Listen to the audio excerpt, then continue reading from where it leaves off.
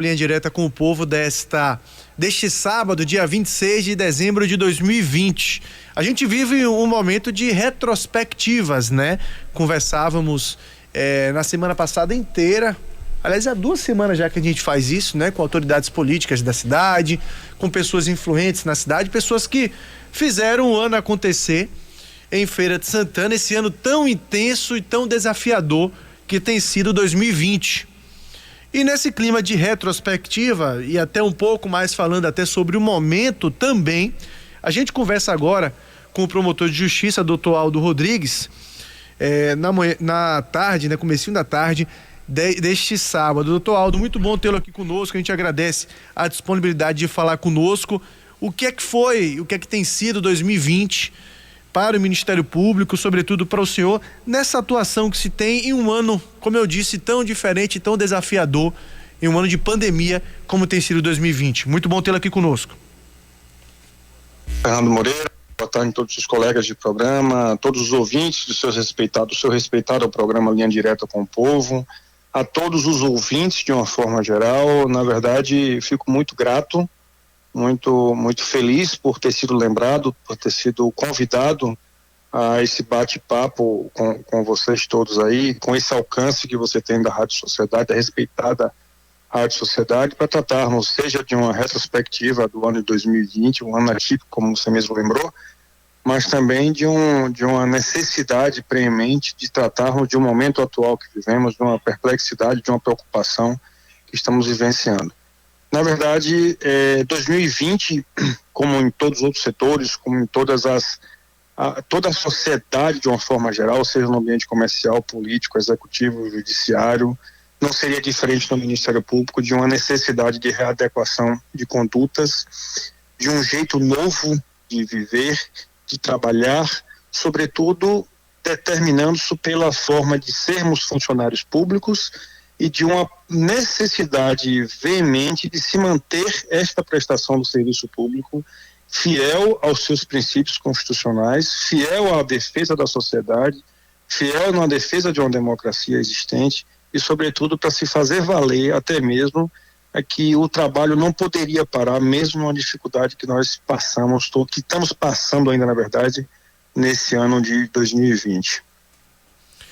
Bom, doutor Aldo, o Ministério Público tem, entre outras funções, o papel de efetivamente fiscalizar as ações, né, do poder público, os interesses da sociedade em relação aos mais diversos assuntos. No que diz respeito à pandemia, o que é que isso representa e de desafios para a atuação do próprio Ministério Público? É um ano, como eu disse, desafiador para todo mundo. No que compete a questão da fiscalização efetiva na pandemia mesmo, qual foi o tamanho desse desafio? Qual tem sido, na verdade, né? Já que é um trabalho que continua. Na verdade, eu preciso fazer uma pequena viagem ao passado recente do início do ano, quando nós tivemos o primeiro caso na Bahia, o primeiro caso aqui na Bahia, em Feira de Santana, em que estávamos ainda engatinhando em um propósito institucional dessa fiscalização, desse controle, desse caminhar junto com os poderes constituídos, seja ele municipal, seja ele estadual, na tentativa de solucionar um problema até então desconhecido, que inclusive não sabíamos as proporções do que estaríamos a vivenciar. E como de fato, nos meses seguintes, nós tivemos essa grande certeza de tantas incertezas que tivemos e continuamos a ter ainda num período de pandemia, um período em que as relações foram diferenciadas, o modo de trabalho precisou ser diferenciado e no Ministério Público não poderia ser diferente. E já ingressando nesse papel, mais especificadamente no seu questionamento, Fernando, é bom que se saiba que, por exemplo, o papel do Ministério Público, e isso eu deixei bem claro em todas as oportunidades que eu pude conversar, que eu pude manifestar, o nosso papel de guardião dos direitos e garantias individuais, o papel de Ministério Público de Defesa da Sociedade, ele não pode se confundir com o papel do gestor.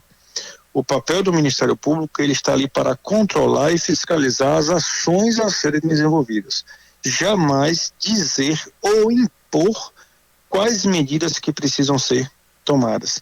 E nesse aspecto, o Ministério Público, pela sua divisão de atribuições, pelos seus órgãos de execução, ou seja, pelas suas promotorias existentes, cada promotoria vai ter a sua atuação dentro do âmbito de suas atribuições. Um exemplo, no âmbito do patrimônio público e a moralidade administrativa, a promotoria responsável esteve ali o tempo todo para fazer valer a verificação dos contratos, análise de supostas denúncias que forem ou que fossem encaminhadas, como de fato foram encaminhadas ao Ministério Público, possíveis desvios de verba pública, possíveis malversação de verbas públicas, possíveis casos de corrupção envolvendo verbas públicas, e principalmente num ano de Covid, onde tivemos a verificação de algumas necessidades, por exemplo, de dispensa de licitação, de procedimento de licitação, pelo próprio período emergencial que estávamos vivenciando. Isso fez com que o Ministério Público tomasse algumas providências, inclusive aqui em Feira de Santana, a promotoria responsável, ela ingressou com a ação civil pública para que o município desse uma maior clareza e uma maior publicidade em todos os gastos que vinham sendo e que estão sendo feitos a nível de Covid. Isso foi um trabalho muito bem feito, uma ação civil pública que resultou, se não me engano, numa liminar que foi deferida pelo Poder Judiciário, para que isso fosse feito. Numa outra área de atribuição, no caso eu diria já na parte de cidadania, a qual nos compete, ao qual que a gente já teve alguma oportunidade de conversar algumas vezes, que é um trabalho mais focado à parte de exercício de direitos da cidadania de uma forma geral, com uma maior ênfase em saúde e sobretudo em educação.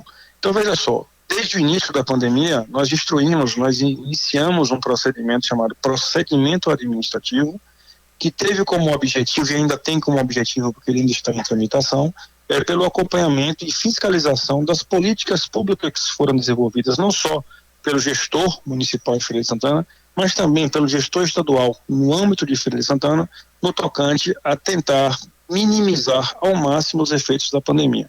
Esse trabalho, ele muitas vezes, eu inclusive fui questionado em outro veículo de comunicação, que vocês ficaram bem, no início vocês apareceram bem e depois o Ministério Público eu senti que deu uma sumida mais, mas que na verdade o trabalho de bastidor nunca deixou de existir. O papel do Ministério Público de uma forma geral, ele não é o ator principal de todo um processo de pandemia, que demanda justamente um papel principal dos gestores públicos envolvidos. E nesse aspecto ali, nos bastidores, cabe, e como coube efetivamente ao Ministério Público, esse trabalho de fiscalização e controle. Então foram várias recomendações que foram encaminhadas, foram solicitações, foram reuniões que foram feitas, foram acompanhamentos de perto, solicitando diariamente boletins de acompanhamento, verificação de possível estagnação ou colapso do sistema municipal de saúde, verificação de medidas sanitárias que foram feitas pelo município e, sobretudo, para saber e que o município justificasse cientificamente ou através de seu corpo técnico existente por que aquelas medidas foram tomadas.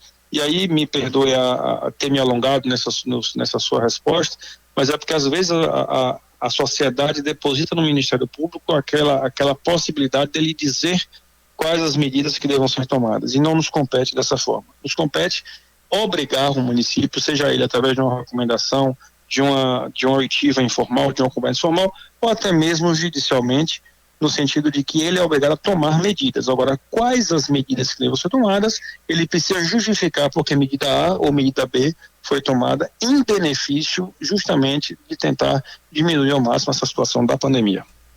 Bom, doutor Aldo, a gente vive um momento de segunda onda de infecções da Covid-19, né? Eu falo isso porque a própria coordenadora do Comitê de Enfrentamento à Covid-19 no município, doutora Melissa Falcão, falou aqui no programa que a gente pode considerar como uma segunda onda. A gente teve um pico no número de casos, um descenso, né, em número de casos, e depois uma ascensão novamente em que a gente vive, infelizmente, agora. Como é que o senhor e o Ministério Público avaliam essa situação de momento aqui em Feira de Santana, tendo em vista, inclusive, a própria taxa de ocupação das UTIs, que tá trabalhando sempre perto do 100%. A gente noticia hoje 100%, amanhã 90%, daqui a pouco 100% de novo.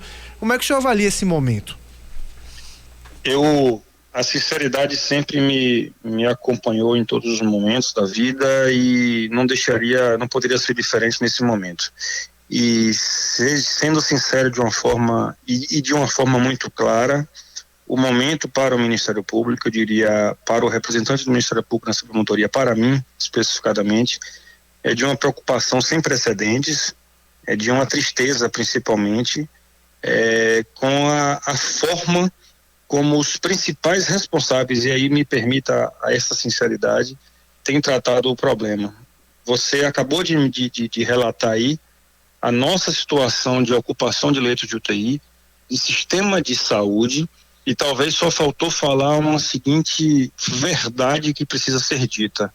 Nosso pré-colapso, ou até mesmo para alguns um colapso no sistema municipal de saúde, ele não se restringe à área pública, à área de saúde pública, de UTIs, de hospitais públicos, de hospital de campanha, Clério Standard.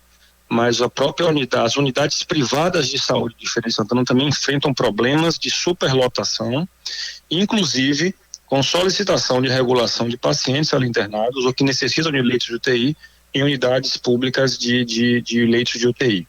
Isso faz com que as pessoas não tenham noção, e digo que não tem noção, realmente, do momento de segunda onda que estamos vivendo.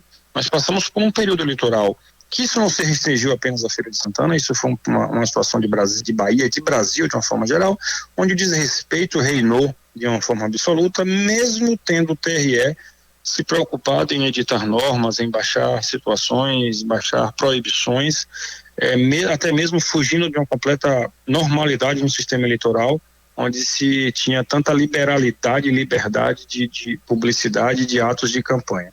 Mesmo assim, nós observamos em Feira de Santana, nós observamos de uma forma geral no estado da Bahia, e repito, de um Brasil, dessa mesma forma, um total desrespeito em que as pessoas estavam ali nas aglomerações, nas algazarras políticas, na defesa de seus interesses políticos ou pessoais, de qualquer forma, isso aí não nos interessa, mas que de fato o resultado estamos vivenciando hoje. Para você ter uma ideia, o último boletim, estou com ele aqui na frente do computador, de ontem, da Secretaria de Saúde do Estado da Bahia, ele contabilizou, só em Feira de Santana, 22.402 casos. Eu tentei achar nesse boletim aqui a quantidade de mortes, mas o do dia 23 nós tivemos até agora 347 mortes no município de Feira de Santana. E aí eu pergunto às pessoas até que ponto eu tenho que responsabilizar o município, o estado ou a União pela quantidade excessiva de casos de coronavírus que estão se espalhando por aí. Eu conversava com pessoas da área e uma pessoa da área médica me disse: nós estamos num nível agora, não é mais contaminação comunitária que você não sabe onde vem. Já passou por uma situação mais drástica, mais preocupante, que é chamada de contaminação intrafamiliar. O indivíduo sai, vai para a rua, vai para a festa, seja de que natureza for, onde ele está, e acaba retornando e trazendo para dentro de sua residência o vírus, com idosos, com crianças.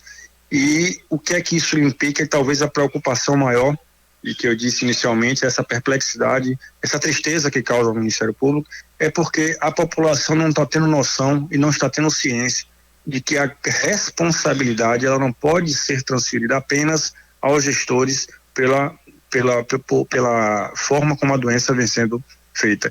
É preciso que venhamos a entender que o município tem limitações, fez sua parte, continua a fazer sua parte. Estado da Bahia, da mesma forma, vem fazendo a sua parte, fez sua parte, mas infelizmente nós esbarramos numa série de obstáculos, e muitas vezes assim intransponíveis, muitas vezes transponíveis, porém com uma dificuldade temporal muito grande, e que faz com que a velocidade com que os casos estejam acontecendo em Feira de Santana causem essa preocupação. E lhe dizendo mais, você disse acertadamente que estamos vivenciando, está alternando dias, que o 100% de lotação, 90%, 95%, e o prognóstico que nós temos para os meses de janeiro e fevereiro são os piores possíveis, é o pior possível prognóstico.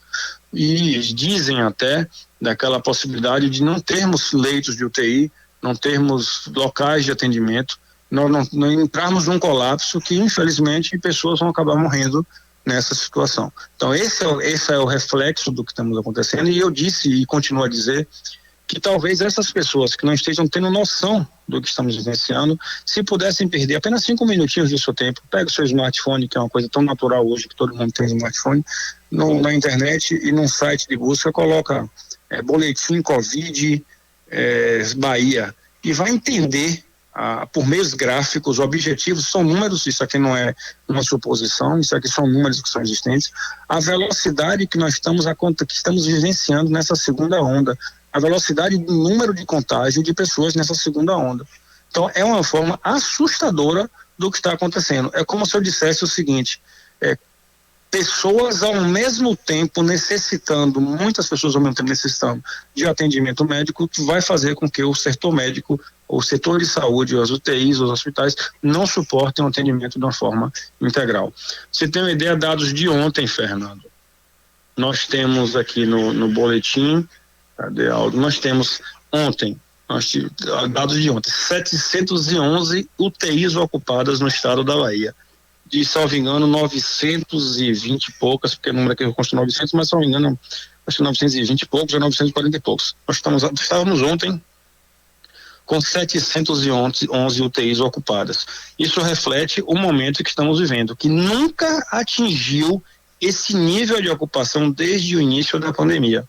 Então, nós estamos num pré-colapso, nós estamos num período de risco muito grande, em que os destinatários, os usuários, a população em geral, talvez não tenha ainda entendido o que estamos vivenciando. É um período de festas, passamos o Natal, um período de Réveillon, período de Ano Novo, em que é natural que haja um congraçamento, é natural pelo próprio ano atípico que vivenciamos, e que as pessoas não aguentem mais ficar dentro de casa, as crianças de uma forma geral, sem estar na escola, muitas com problemas já psicológicos em relação a isso, com crise de ansiedade ou coisas nesse sentido, é normal que afrouxem nesse momento sob a justificativa de que a gente precisa dessa saúde mais mental, menos desgastada, mas não estão se preocupando, sobretudo, com as consequências de possíveis atos que estejamos a fazer nessa situação de proliferação do vírus e utilização, se for o caso, de saúde pública.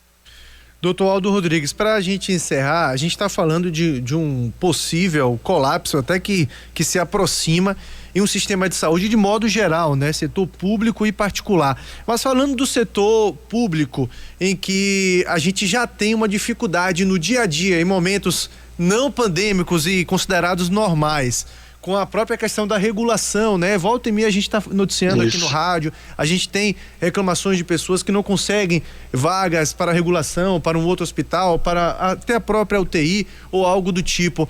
Como é que fica nesse momento em que a gente já vê uma situação muito pior do que em tempos normais? E aí eu pergunto, o Ministério Público pode ser um caminho para essas pessoas também? E até que ponto, né? Já que a gente sabe que é um momento diferente dos momentos atuais, dos momentos normais, melhor dizendo.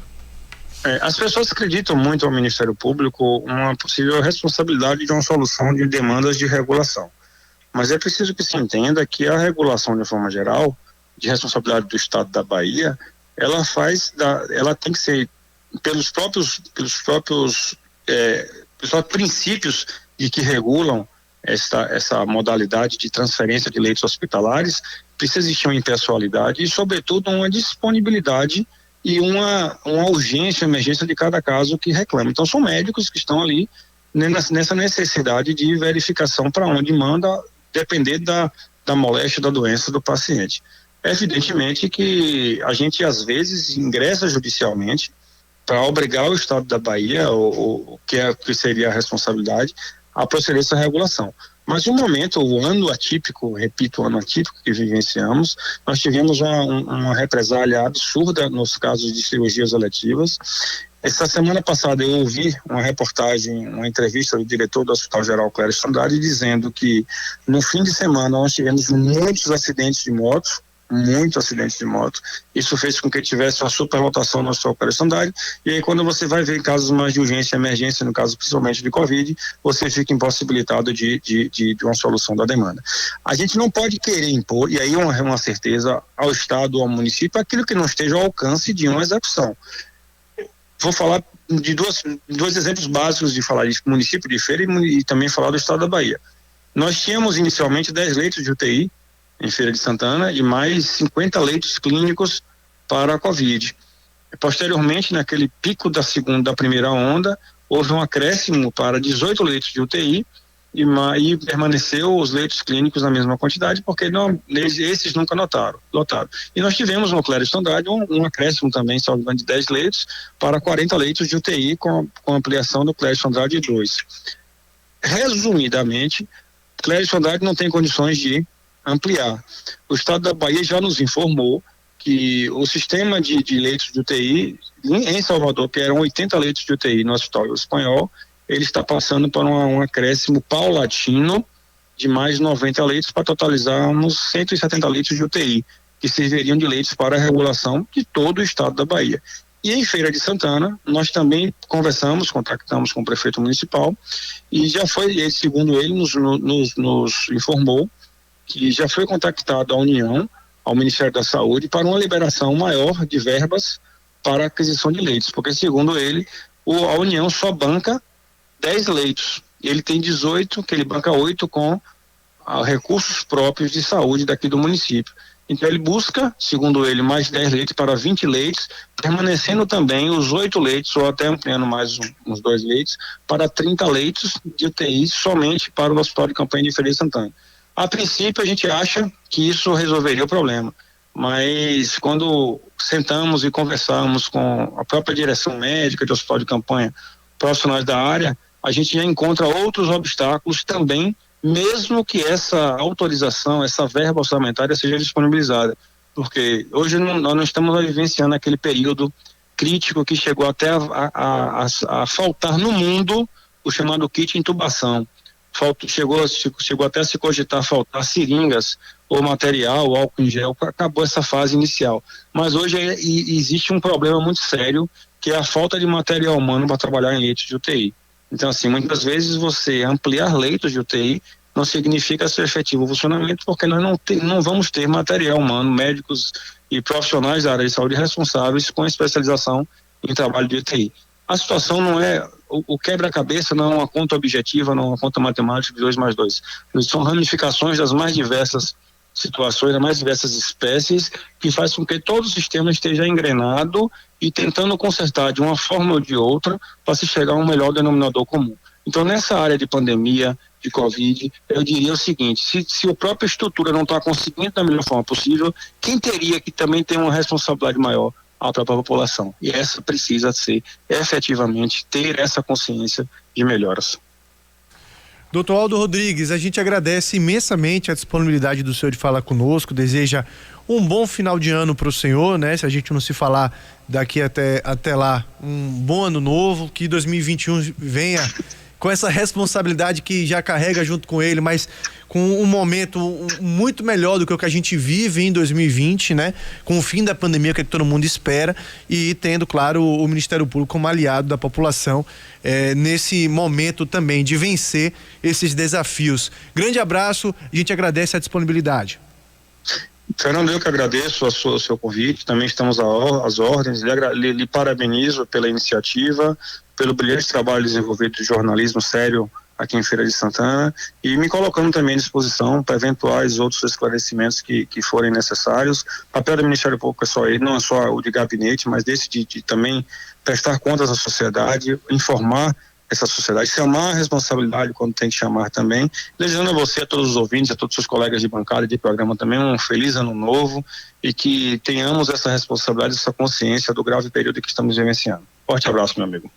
Conversamos então com o doutor Aldo Rodrigues, promotor de justiça do estado, falando um pouco, né, a respeito desse momento tão complicado que a gente vive.